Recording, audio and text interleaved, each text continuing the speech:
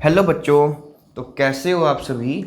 तो last lecture में हमने बेसिकली जितने भी हमारी डेफिनेशंस थी वो हमने कवर कर ली थी।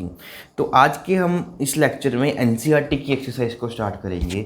तो देखिए हमारे पास कुछ फिगर्स गिवन हैं और उनमें से हमने ये बताना है कि इनमें से कौन से सिंपल है, सिंपल क्लोज्ड है, पॉलीगन है, कन्वेक्स है, कनकेव है। और इन सभी की जो डेफिनेशंस हैं मैंने आपको बहुत ही ज़्यादा डिटेल में पिछले 3 लेक्चर्स में आपको प्रोवाइड की गई है। तो अगर आपने वो लेक्चर्स मिस किए हुए हैं तो पहले उनको जाकर एक बारी ज़रूर देखें, फिर उसके बाद हम ये स्टार्ट करना। तो बच्चों सबसे पहले हमारे पास पूछा गया है कि सिंपल कर्व। तो हम एक बार फिर से यहाँ पे मैं आपको रिवाइज करवा देता हूँ ब्रीफ में कि क्या क्या होता था। सबसे पहले हम बात करते थे कर्व की। कर्व क्या होती थी हमारे पास कि हमने एक स्टार्टिंग पॉइंट से कुछ भी ड्रॉ करना स्टार्ट किया विदाउट लिफ्टिंग द पेन। तो ये यहाँ तक हमने इसको एंडिंग पॉइंट हमारा ये आ गया। तो ये क्या बन गई हमारी, एक तरह से ये कर्व बन गई। इस तरह से आप कुछ भी बना सकते हो। तो ये क्या बन गई, हमारे पास एक कर्व बन जाती है। फिर बात करते थे हम क्लोज्ड कर्व की। तो क्लोज्ड कर्व में क्या होता था कि ऐसी कर्व्स जो अपने साथ कभी भी इंटरसेक्ट नहीं करती, ज़्यादा से ज़्यादा वो अपने स्टार्टिंग और टर्मिनल पॉइंट पे मीट कर जाती हैं। ऐसी कर्व्स को हम क्या बोलते थे, सिंपल कर्व। जैसे ये हमारे पास एक कर्व है, वो अपना यहाँ से उसका स्टार्टिंग पॉइंट था और ये उसका एंडिंग पॉइंट था। तो इनके अलावा कहीं और पॉइंट्स पे वो क्या करती थी, मीट करती थी। तो इन कर्व्स को हम क्या बोलते थे कि ऐसी जो कर्व्स हैं हमारे पास वो सिंपल कर्व्स नहीं हैं, जिनका जो स्टार्टिंग पॉइंट और एंडिंग पॉइंट के अलावा कहीं और मीट करती हैं। तो ऐसी कर्व्स को हम सिंपल कर्व नहीं बोलते। और जो कर्व्स हमारे पास सिर्फ स्टार्टिंग और एंडिंग पॉइंट पे मीट करती हैं उनको हम सिंपल क्लोज्ड कर्व बोलते थे। तो बच्चों देखो यहाँ से ही हमारे पास उसने पूछा है कि ये सिंपल कर्व है। सबसे पहले उसने पूछा है कि इनमें से हमने ये बताना है कि कौन सी कर्व्स जो हैं वो सिंपल कर्व्स हैं। तो देखिए यहाँ से हम अगर इस कर्व को स्टार्ट करना, ड्रॉ करना स्टार्ट करें, तो यहाँ से मान लीजिए उसका स्टार्टिंग पॉइंट है। तो यहाँ से अगर हम ड्रॉ करेंगे तो यही इसका एंडिंग पॉइंट हो जाएगा। तो डैट मीन्स ये अपनी सिंपल कर्व होगी। ये हमारी किसी भी पॉइंट पे वो जो भी है वो इंटरसेक्ट नहीं कर रही। तो डैट मीन्स यहाँ से हम ये लिख सकते हैं कि ये वाली हमारी सिंपल कर्व होगी। अब उसके बाद दूसरी देखिए, दूसरी भी हमारे पास एक सिंपल कर्व होगी, क्योंकि ये भी हमारे पास एक स्टार्टिंग और एंडिंग पॉइंट के अलावा कहीं और पॉइंट पे वो मीट नहीं कर रही। तो ये भी हमारे पास क्या होगी, सिंपल कर्व। अब थर्ड वाले में देखिए, अगर हम यहाँ से इसको ड्रॉ करना स्टार्ट करें तो हम इसको तो ड्रॉ कर लेंगे, बट जो इसका आउटर वाला पोर्शन है इसको ड्रॉ करने के लिए हमको पेन को लिफ्ट करना पड़ेगा। जब भी हम लिफ्ट कर कर कुछ भी ड्रॉ करेंगे तो वो हमारे पास कर्व ही नहीं होएगी। तो यहाँ से हम लिख सकते हैं कि ये नॉट आ कर्व। अगर वो कर्व ही नहीं है तो सिंपल की तो हम बात ही नहीं कर सकते। सबसे पहले तो हमको कर्व चाहिए। अब उसके बाद ये आ जाता है। अब यहाँ से देखिए जब हम इसको ड्रॉ करना स्टार्ट करेंगे, यहाँ से सबसे पहले हम ऐसे जाएंगे, फिर ऐसे जाएंगे। अब देखिए यहाँ से इसका, तो ये क्या कर रही है, अपने इन पॉइंट्स पे क्या कर रही है, वो इंटरसेक्ट कर रही है। ये कर्व तो है बट ये हमारे पास सिंपल कर्व नहीं है। तो यहाँ पे हम लिख देंगे नॉट आ सिंपल। ये हमारे पास सिंपल कर्व नहीं बनने वाली। उसके बाद हमारे पास फिफ्थ आ जाता है। फिफ्थ में भी वो सिर्फ और सिर्फ अपने स्टार्टिंग और एंडिंग पॉइंट पे ही मीट कर रही है और उसके अलावा कहीं और मीट नहीं कर रही। दैट मीन्स ये भी हमारे पास क्या हो जाएगी, सिंपल कर्व। उसी तरह से सिक्स्थ वाली भी हमारे पास सिंपल कर्व हो जाएगी और सेवन्थ वाली भी हमारे पास सिंपल कर्व हो जाएगी, क्योंकि ये सिर्फ और सिर्फ अपने स्टार्टिंग और एंडिंग पॉइंट पे ही मीट कर रही है, इनके अलावा कहीं मीट नहीं कर रही। अब उसके बाद बच्चों देखो एट्थ आ जाता है। तो एट्थ बनाने के लिए हम क्या करते हैं, मैंने मान लो ये उसका एक स्टार्टिंग पॉइंट लिया, फिर मैंने यहाँ से इसको ज्वाइन किया। अब देखो ये हमारा मीट कर गया इस पॉइंट पे। तो ये हमारा स्टार्टिंग पॉइंट था, एक तो वो यहाँ पे मीट कर गया, फिर हमने ये लिया। अब उसके बाद ये हमारा टर्मिनल पॉइंट था।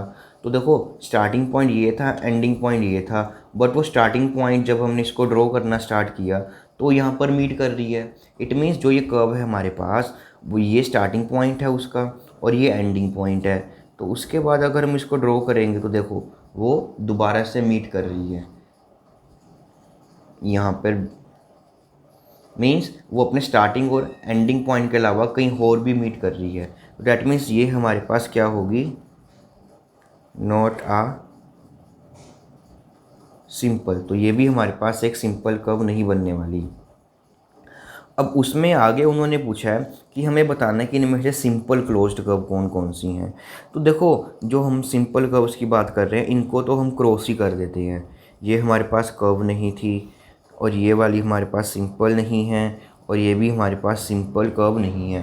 तो दैट मीन्स ये तीन तो हमारे पास सिंपल कर्व बनने ही नहीं वाली। तो वो क्लोज्ड में तो ये तीनों के तीनों हमारे पास एलिमिनेट हो जाएंगे। अब बचे ये। अब देखिए इनमें सभी के सभी क्लोज्ड फिगर्स हैं, स्टार्टिंग और एंडिंग पॉइंट मीट है, इन पे भी स्टार्टिंग और एंडिंग पॉइंट है, इन पे भी स्टार्टिंग। तो डैट मीन्स जो ये हमारे पास कर्व्स हैं ये भी सभी की सभी क्या होंगी हमारे पास simple and close. That is 1, 2, 5, 6 and 7। तो यही हमारे पास क्या होंगी सिंपल क्लोज्ड कर्व होंगी। अगर हमारे पास कुछ इस तरह से दिया होता, अब इसमें स्टार्टिंग और एंडिंग पॉइंट जो है वो मीट नहीं कर रहे, ठीक है, तो और कहीं पर भी वो इंटरसेक्ट नहीं कर रही, तो ये सिंपल तो है, बट इनका स्टार्टिंग और एंडिंग पॉइंट जो है वो मीट नहीं कर रहे, तो हम बोल देते कि ये वाली कर्व क्लोज्ड नहीं है। बट इन केसेस में सभी में वो एंडिंग, स्टार्टिंग और एंडिंग पॉइंट सेम है, तो डैट मीन्स उनका ये सिंपल क्लोज्ड कर्व होंगी हमारे पास। उसके बाद आ जाता है पॉलीगन्स। तो बेटा मैंने आपको बताया था कि पॉलीगन्स में क्या होता है कि जब भी हम कोई भी एक सिंपल क्लोज्ड कर्व बनाते हैं, बट उसमें सिर्फ और सिर्फ हमारे पास क्या होने चाहिए, स्ट्रेट लाइंस होनी चाहिए। तो इट मीन्स जो ये हमारे पास अब ये सिंपल क्लोज्ड कर्व्स हैं, जिन सिंपल क्लोज्ड कर्व में सिर्फ और सिर्फ स्ट्रेट लाइंस हैं वही हमारे पास क्या होंगे, पॉलीगन्स होंगे। अब देखिए इसमें भी सिर्फ और सिर्फ हमारे पास स्ट्रेट लाइंस हैं, तो डैट मीन्स फर्स्ट वाला हमारे पास पॉलीगन होगा, सेकंड वाला पॉलीगन होगा। अब फिफ्थ वाले में देखिए, फिफ्थ वाले में ये कर्व्ड पोर्शन आ गए, तो ये पॉलीगन्स हमारे पास नहीं होंगे, तो यहाँ से हम इसको भी क्रॉस मार देते हैं। और इसमें भी देखिए ये तो स्ट्रेट लाइन है, बट ये कर्व्ड पोर्शन आ गया, जहाँ पर भी कर्व्ड पोर्शन आएगा तो ये पॉलीगन नहीं बनने वाला। अब इसमें ये स्ट्रेट लाइन्स तो हैं बट कर्व्ड आ गया, तो जब भी कर्व्ड पोर्शन आएगा तो हमारे पास पॉलीगन्स हैं वो नहीं बनने वाले, तो डैट मीन्स ये पॉलीगन्स नहीं बनेंगे। उसके बाद अब हमारे पास दो पॉलीगन्स रह गई हैं, उनमें से वो पूछता है कि आपको ये बताना है कि कन्वेक्स पॉलीगन कौन सा है और कनकेव पॉलीगन कौन सा है। तो मैंने आप सभी को बताया था, तो उसके लिए आपको क्या करने कि सबसे पहले आप इसका इनर पोर्शन जो है उसको थोड़ा सा शेड कर ले। जब भी आपको ये बताना होता है कि वो कनकेव है या कन्वेक्स है, तो सबसे पहले काम क्या करना है आपको, उसका जो इनर रीजन होता है उसको आपने थोड़ा सा इस तरह से पेंसिल के साथ शेड कर लेना है। फिर आपने देखना है कि देखिए अब ध्यान से, ये एक शेड है, तो इसका मैं एक डायगोनल बनाता हूँ। ये मेरे पास एक वर्टेक्स है और ये भी इसका वर्टेक्स है, तो ये मेरे पास क्या होगा, उसका एक डायगोनल होगा। और जब भी डायगोनल आपका इस शेड वाले पोर्शन से बाहर आएगा, मतलब कि आउटर रीजन में आएगा, तो वो जो पॉलीगन होता है वो होता है हमारे पास कनकेव पॉलीगन होता है। तो डैट मीन्स कनकेव पॉलीगन कौन सा होगा, पहले वाला। अब इसमें आप जब डायगोनल्स बनाएंगे तो सभी के सभी डायगोनल्स देखिए, सबसे पहले मैं ये वाला डायगोनल बनाता हूँ और फिर ये वाला डायगोनल बनाता हूँ। तो इसमें हमारे पास सिर्फ ये दो डायगोनल्स ही पॉसिबल हैं, और ये दोनों के दोनों डायगोनल्स जो हैं वो इस देखिए इनर रीजन के अंदर ही आ रहे हैं। तो इट मीन्स ये हमारा पॉलीगन कौन सा होगा, कन्वेक्स पॉलीगन होगा।